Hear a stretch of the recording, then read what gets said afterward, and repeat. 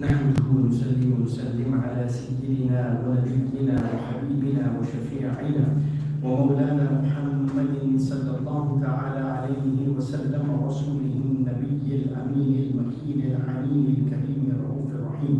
أما بعد فأعوذ بالله من الشيطان الرجيم. بسم الله الرحمن الرحيم. والله تعالى في شأن حبيبه إن الله وملائكته يصلون على النبي يا أيها الذين آمنوا صلوا عليه وسلموا تسليما. اللهم صل وسلم على سيدنا محمد وعلى آل سيدنا محمد كما تحب وترضى بأن تصلي عليه. بسم الله الرحمن الرحيم. وأنفقوا في سبيل الله ولا تلقوا بأيديكم إلى التهلكة وأحسنوا إن الله يحب المحسنين. صدق الله العظيم وبلغنا رسوله النبي الكريم ونحن على ذلك من الشاهدين والشاكرين والحمد لله رب العالمين. Most respected ulama, my respected elders, brothers and sisters in Islam, Assalamu alaikum wa rahmatullahi ta'ala wa barakatuh.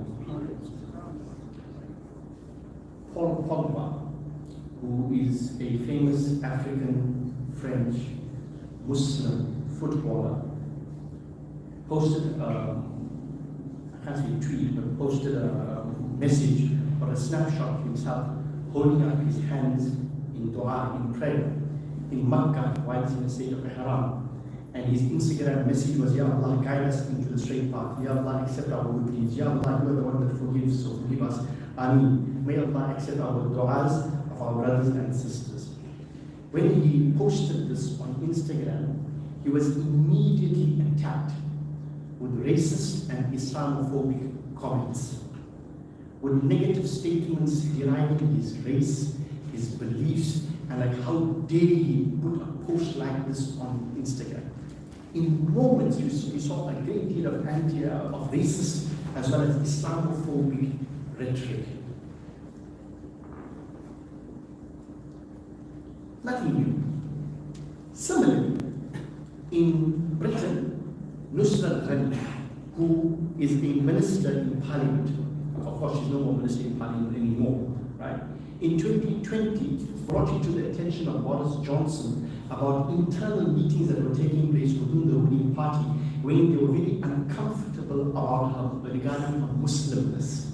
Meaning she was Muslim, she was also a transport minister, and in her position as minister, she was advocating for certain humanitarian / Islamic issues, whether it was supporting the cause of the Uyghur Muslims or any other matter. The fact that she expressed and she manifested her beliefs in one form or the other, whether it was for an issue regarding social justice or political justice or whatever it is there, it was making the conservative government very, very uncomfortable. When she presented her case, right, and this came from sources, when she presented the case to Boris Johnson, he promised to deal with the matter with a great deal of swiftness and this and that and everything there, coming from a man who in 2018 wrote a major tirade in the Telegraph regarding the wearing of women of niqab, right, which he described as letterboxes. So he's going to take charge of the matter there, and he's going to deal with this issue of Islamophobia. Subsequently, she was also fired, and she lost her job. Now, when it comes to the issue of Islamophobia, it has once again come to the fore. It rears its ugly head periodically, right? But historically speaking, Islamophobia commenced the moment the Holy Prophet Muhammad sallallahu alaihi wasallam stood on the hillocks of Mount Safa in Makkah al-Mukarramah and declared, "Qulu la ilaha illallah tuflihu." The moment he said, "Say there is none worthy of worship except Allah, and you will be granted success," all those people who held him in the highest regard in terms of his character, in terms of his integrity, in terms of his lineage, in terms of his position in society, his social position in society, in terms of the fact that he was known amongst the people as as-Sadiq, the truthful one, Al-Amin, the trustworthy one. The moment he made this claim of belief in one God, all those people who were his ardent supporters turned against him. And the amount of persecution that him and his followers had to undergo, regardless of their socio-economic status, has been chronicled in history. Whether it was the African Abyssinian Bilal ibn Rabah, who used to be dragged in the desert sands and left there to burn in that heat, Right? Whether it was a wealthy socialite of Makkah, like Usman al-Ghani radiallahu ta'ala, who used to be wrapped tightly in an animal skin, which becomes very hot. The leather becomes extremely hot and made to lie tied up like this one here in the desert sands as well. Or whether it was people who were regarded as slaves, like Ammar bin Yasir and Sayyidah Sumayya, who became the first female martyr, in fact the first martyr in Islam, who gave for the sake of Islam was Sumayya, a woman. So Islamophobia commenced in the era of the Prophet ﷺ on various levels. And what we see today in terms of the Islamophobia manifesting on a social level, on a political level, right, in terms of culture and so on, is something that is not something that is new to us or alien or foreign to us. It's something that Muslims and Islam has dealt with over a period of time. Obviously, the circumstances changes, the environments change, and the context in which these Islamophobic rants are presented or actions that present themselves Islamophobic obviously will change in terms of our our circumstances, the environment, and the country, and the culture, and the society that we are living in. What happens, of course, is that Muslims, who are minorities in particular, are more subject to this than anything else, because any opinion that is expressed by a person which comes from his or her faith and comes from his or her beliefs or convictions, if it is not in keeping with modern values, modern norms, modern ways of thinking, which are constantly, I'm sorry to use evolving. Evolving is not the right word for it, but anyway, right? It's not a positive thing. Constantly evolving, right? No, you're a bigot. No, don't talk about your religion. Others may express their views, others may express what they subscribe to, others may express their lifestyles and the life. So I'm proudly LGBTQ, I'm a proud feminist, I'm a proud capitalist, or whatever it is. They may go ahead and claim what they believe in and subscribe to. But if a Muslim, or for that matter in general, a person of faith, like people in the Christian community who may be anti-abortion in terms of selective abortions and so on, no, that's not the question. You can't express it. Why? Because you people are now, your beliefs now are not in consonance with democracy, the freedom of speech, freedom of expression, and whatever it is. But it's a one-sided argument. Now, I don't want to get too much into Islamophobia because we are pretty aware of what Islamophobia is, and we've discussed it before. But there's another dimension, which is Imanophobia. So you have the four levels of Islam, of the hadith of Bukhari and Muslim: Islam, Iman, Ihsan, and As-Sa'a, right? Eschatology, or issues regarding the final days. Okay? So when it comes to Islamophobia, we understand that there is again an attack against Muslims by those people who don't subscribe to the system which is known as, or the way of life which is known as Islam. But then you have what is called Imanophobia. Now, Imanophobia is a very interesting one, and that's something that we rarely ever discuss. And let me define for you what phobia is. It comes from the Greek word, and it means fear. It is a strong, persistent, and irrational fear or anxiety of certain situations, objects, activities, or persons. So it's an irrational fear or anxiety at the very least, right, of certain situations, objects, activities, or persons. Right? And if you have a phobia disorder, it is defined by excessive, unreasonable desire to avoid the feared subject. So that's what you are if you are Imanophobic, if you are phobic. Now, when it comes to Imanophobia, this term refers to those people who may have been born in a Muslim home, and by default, Islam was their religion. But as they've grown, right, they became uncomfortable in terms of their identity as Muslims, or those people who subscribe to Islam.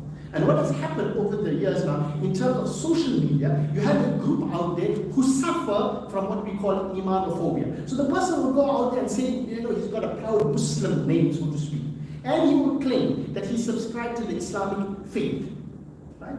But in terms of his views or her views, right, and as they integrate into what we would call social justice movements, or for that matter, other cultural movements and so on, you see that these people incline and align themselves to these so-called cultural movements or social justice movements out there. And in order to prove how committed they are and how dedicated they are to these cultural movements or outlooks or social justice movements, right, they will go out, very, very openly and blatantly, and they will openly criticize and, well, I'm just using the word very euphemistic term, they will question Islamic belief.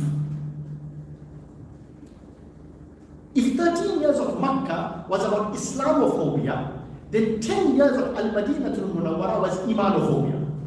So you have the people in Medina who confess La ilaha illallah, who pray, who perform all the rituals of religion or whatever it is. But when it came to the belief system, when it came to the values, when it came to those core norms, philosophical, ethical, and moral values, right, they had a problem with it. Or ideological values, they had a problem with it. Very similarly today, you will see that in the entertainment industry, especially in the era of Instagram and all of these various other social media platforms, you will see people out there who have gained prominence.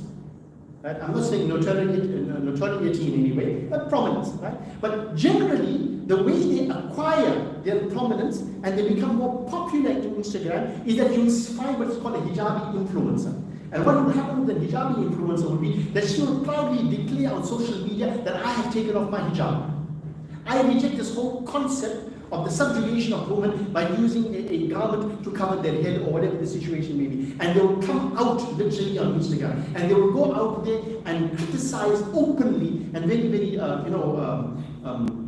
blatantly what their views are, criticizing the way they live and the Islam that they have subscribed to and the Islam that they were born into, etc., etc., etc. And it seems as if that if you belong to the entertainment industry in one form or the other, whether it's whether it's movies or whether it's other forms of entertainment and so on, until and unless, and particularly if you are Muslim, until and unless you don't take what the Westerner or the non-Muslim would say, a principled stand against all that which the rest of the world frowns upon with regards to Islam, then you are not a proper global citizen. Understood? So, you are not allowed to express an opinion, particularly when it goes against what is known as popular culture, pop culture. And if you express your opinion in terms of who you are as a Muslim, and it is not in keeping and consonance with popular culture, then you will be destroyed on social media in one form or the other. So anybody who wants to become prominent, and you'll see this in the entertainment industry and whatever it is inside there, in order for them to maintain their acceptability in the entertainment industry, whether it's movie stars, whether it is sports personalities or whatever it is, one form or the other, they will manifest some degree of dissent with regards to Islamic values, core Islamic values, ethical, moral, and spiritual values. If, on the other hand, they show any solidarity towards any political movement or towards any form of political justice, whether it is justice for people in Palestine, whether it is justice for people, the Uyghur people in China and so on, again, right, you'll be castigated. Again, you'll be in one form or the other ostracized. This Imanophobia has become so prominent nowadays that people who have now gained prominence and have become famous will express their opinions about this one. I'm an LGBTQ supporter. I openly supporting this. But the very same people will tell you, no, you can't take a second life. We won't support the right of another woman to be given the honor of being in a relationship of marriage with all the legal benefits that come with it in terms of inheritance and so on. But we will support anybody who claims that they have a different sexual orientation from that which is approved of in Islam. So that's the attitude that they will have. Why? Because it's the popular thing to do. And what happens is that eventually they express so much of this Imanophobia that these people who claim to be Muslims, right, have a degree of influence, not only internationally, but with our own Muslims to say, hold on, if this person had the courage to speak out against it, another person will stand up in eagerness, not knowing any other option open, and will speak out against, oh no, but you know what, so and so said it. So what is his authority? What is his authority? The only claim to any type of legitimacy or fame is because he or she is an actor, or he or she is a comedian. Like comedians who stand up there and they become very famous nowadays. Why?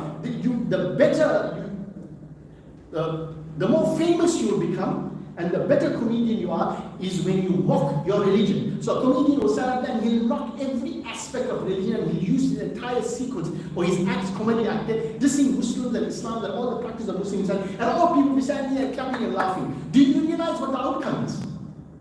Subliminally, right, you begin to believe that it's okay. Let me laugh at what I believe in. Let me laugh at what I subscribe to. Let me laugh at divine revelation. Let me laugh at my religion. Let me laugh at my prophet. Because it is open to censure. It is open to objection. It is open to criticism. And the more this happens, right, the more we see this Imanophobia entering into us, when we begin to lose the very essence and the fabric of our Iman. That's an outward aspect. Then you have a second aspect of Imanophobia. And the second aspect of Imanophobia is from within. Imanophobia from within. This one here is the guy, he's happy with his deen. He's happy with his practice of religion. He's happy with his practice in terms of Iman and whatever it is. And he believes he's a mu'min. And he believes that he's acting upon the requirements of Islam. But in certain aspects of Iman, they are uncomfortable. Now the Quran speaks about this, and this is what Medina was all about, right? Outwardly, culturally, socially, and for that matter, all intents and purposes, ideologically, these people were Muslims. They performed salah behind the Prophet ﷺ. But in terms of their theology, in terms of their ideology, right, they were against Islam in one form or the other. And the Holy Quran speaks about this. So you get that Muslim out there who is purely a nominal Muslim, right? And he will come inside and perform all the requirements of religion. If you see him there, he's a Muslim, but the Quran speaks about him, right? He says, وَإِذَا قَامُوا إِلَى الصَّلَاةِ قَامُوا كُسَالَى. When he stands up for salah, he stands there in a lazy way there, يَرَوْنَ النَّاسِ, just so that people will see. And say, no, see, he's a Muslim. So why? He came into the mosque, right? He's praying, right? He's doing it very, very, unhappily, right? In a state of absolute, under duress. But people saw him. So, you were marked off as a Muslim. يَرَوْنَ النَّاسِ وَلَا يَذْكُرُونَ اللَّهِ. Nor do they remember Allah, nor do they have an intimate spiritual connection with their Creator. وَلَا يَذْكُرُونَ اللَّهِ إِلَّا قَلِيلًا, except a little. مُذَرَّبِينَ بَيْنَ ذَلِكَ. They are always in flux. They don't know which way to go. لَا إِلَهَ هَؤُلَاءِ وَلَا إِلَهَ هَؤُلَاءِ. They're neither here nor there. Quran speaks about this. Right? Then ideologically, you'll get those people out there who will profess to be Muslim, but they won't have basic social etiquette, which is part of Iman. The Holy Prophet said, "Man kana yu'minu billahi wal yawmil akhir, fala yu'dhi jarahu." Whosoever believes in Allah and the last day should cause no harm to his neighbor. The guy will be in the masjid 5 times a day. He'll be out there wearing all the trappings of Islamic piety, right? But he's the worst neighbor possible. He can't treat his neighbor properly. But he will claim Islam. He will claim Iman. Man kana yu'minu billahi wal yawmil akhir, falyukrim dhayfa. If a guest comes to his home there, he won't offer him the hospitality which is the requirement of faith, that you honor your guest. Or better still, man kana yu'minu billahi wal yawmil akhir, falyaqul khayran aw liyasmut. Whosoever believes in Allah at the last day, this is the requirement of social faith, right? He should either say that which is good or shut up. No, he wouldn't know that. He will go on the Twitter tirade, he will go on the WhatsApp tirade inside, showing how much more Muslim he is and how much better Muslim he is than anybody else. This is also a type of Imanophobia, because they become anxiety ridden. Oh, what is this? Am I supposed to do this one here? Then you get another one which is universal Islam. Iman. What is universal Iman? The Holy Prophet said, Al-Muslimu man salima al-Muslimuna bil lisani wa yadi. A Muslim is he. This is the definition of a Muslim. A Muslim is he from whom others are safe from verbal and physical harm. That's a Muslim. That's the definition. In terms of your practice of your Islam, if all your rituals did not transform you in such a way that you cause no verbal and physical harm to somebody, you have not fulfilled the basic mandate of being a Muslim. And then of a mu'min, which is a high level of aspiration and achievement. The Holy Prophet said, this is universal faith. Wal mu'minu, and a mu'min is he, man annahu nas ala dima'ihim wa amwalihim. That from a mu'min is he from whom humanity is safe regarding their blood and regarding their wealth. Meaning, if you are a mu'min and you tend to be a believer in Islam, then every other human being on planet Earth must be at peace with the fact that this believer who reads the kalima la ilaha illallah will not harm, will not cause me any type of physical harm. He will not take my life, he will not shed my blood. You can't say there are lots of Muslims. People who developed this what we would call terrorist culture of kill the infidel. That's not Iman. That's not Iman. If somebody sees you and sees how you manifest your Islam and express your Islam, as they will say in the movies, the angry young man coming out there, this is my Iman, and you fear for your life.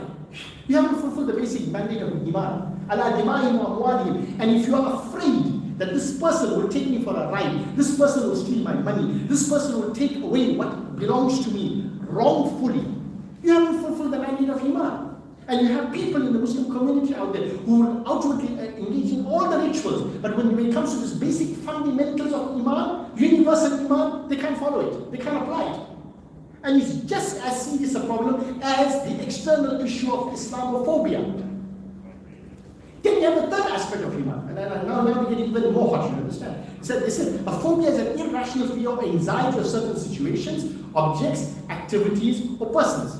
So in Islam, amongst Muslims, if you were to speak about Iman in terms of theology, in terms of ideology, in terms of the practice of Iman and the expressions of Iman, and if you were to say, لا يؤمن أحدكم حتى أكون أحب إليه من والده وولده ونفسه والناس أجمعين. None of you has perfected his faith, none of you has completed his faith until he loves me, loves the Holy Prophet ﷺ, more than his father, more than his son, more than himself, والناس أجمعين, and more than all of humanity put together.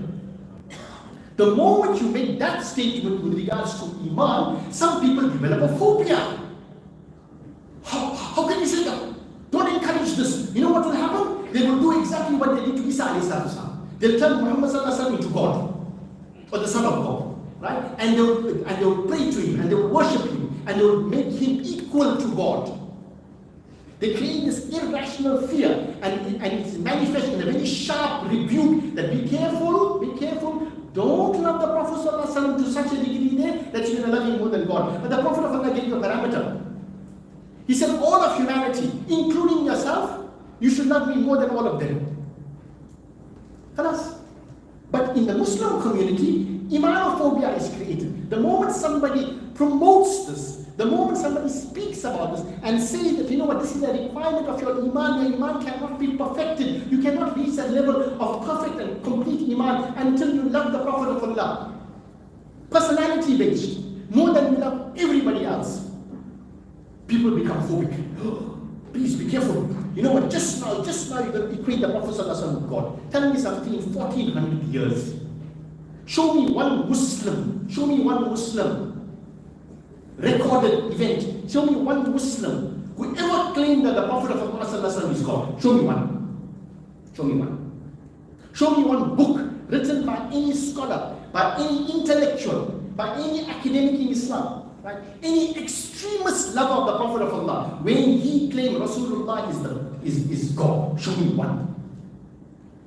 Now, tell me, if it does not exist and has not existed in 1400 years there, what is this phobia, this irrational fear and anxiety that is inculcated into people? The be careful, mustn't shit. Don't equate the Prophet to God. 1400 years, meaning what are you talking about? Is that not a phobia? Is that not an irrational fear, anxiety about a person? Tell me. That's one. Second one, even worse. If you were to quote the hadith which is in Kitab al-Iman of Imam Muslim, when Ali al-Murtada said, فَوَالَّذِي فَلَقَ الْحَبَّ وَبَرَأَ النَّسْمَ إِنَّهُ لَعَهْدُ النَّبِيِّ الْأُمِّيِّ صلى الله عليه وسلم إِلَيَّ أَلَّا يُحِبُّنِي إِلَّا مُؤْمِنٌ وَلَا يُبْغِضُنِي إِلَّا مُنَافِقٌ. The Holy Prophet Hazrat Ali said, I swear by the one, فَلَقَ الْحَبَّ, who split the seed, وَبَرَأَ النَّسْمَ, and gave life to all that which is living. Right? This is the assurance and the guarantee of the Prophet that none will love me except a mu'min, and nobody will hate me except a munafiq. Meaning, one of the signs of Iman, one of the critical signs of Iman is the love of Ali. And any type of dislike of Ali is a sign of nifaq, hypocrisy. If you say that in the Muslim community, especially among the Sunnis there, by religious, intellectual, spiritual diarrhea starts. Oh, be careful, you'll become Shia.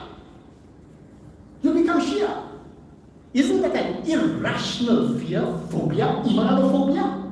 You don't want that. When the Prophet of telling you, Imam Muslim, the greatest Imam of Hadith after Imam Bukhari, he's telling you this is part of Iman. He writes it in Kitabul Iman out there. No, this is a Shia belief. If you have this one here, Imanophobia, no, don't do this. Don't do this. Your Aqidah will get sullied. Your Aqidah will become soiled. You'll go off.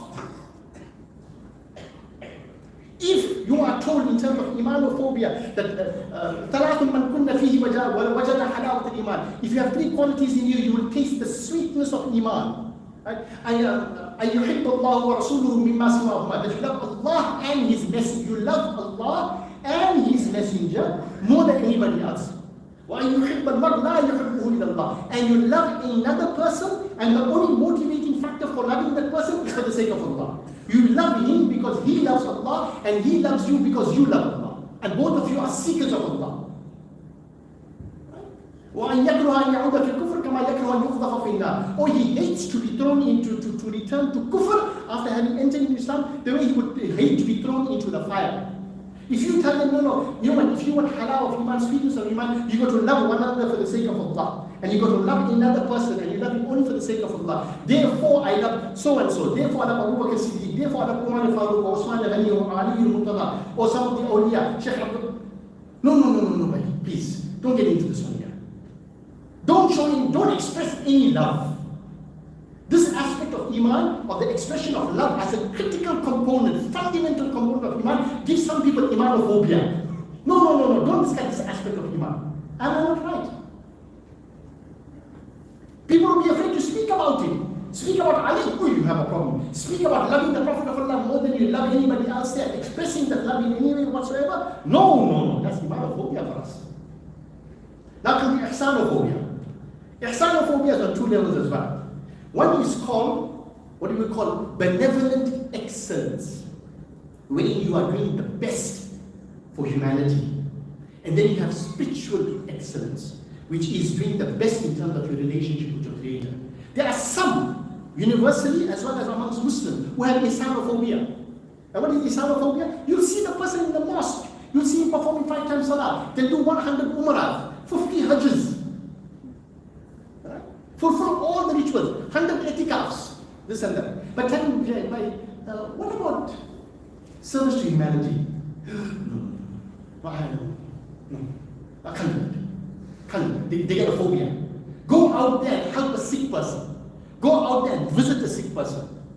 And tell him, do you know, going to a hospital, visiting a sick person brings you closer to Allah, right, than you being in a masjid. No, how can you say that? And you want to tell you, see, my deen is between me and Allah.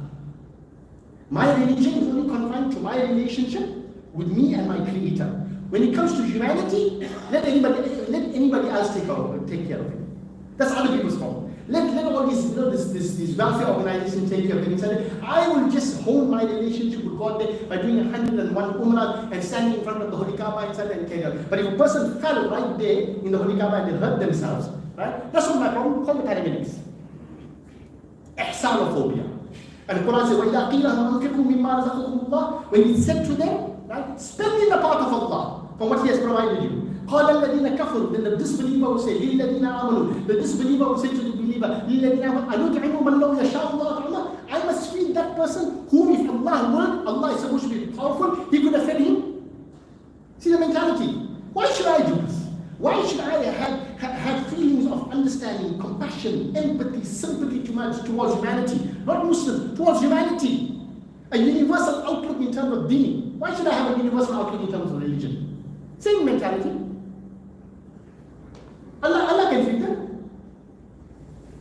That's Ihsanophobia. I'm just giving you one example of Ihsanophobia. When people don't want to engage in acts of benevolent excellence, they just want to confine themselves to what we call ritualistic piety or ritualistic pietism. And it's prevalent in our community.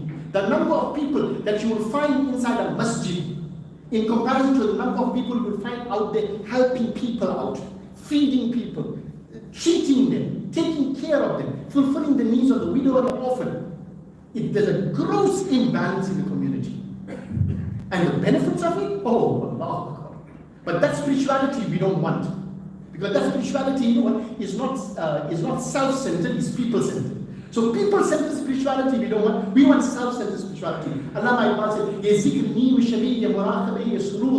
This zikr, you know, that you're engaging in the middle of the night, your muraqah and all this meditation you're engaging in, and the spiritual experiences you're having, ecstasy you're having there. Khudi ke liye kehta nahi to kuch bhi nahi. But if they don't contribute towards your development, holistic development in terms of self, it has no value whatsoever.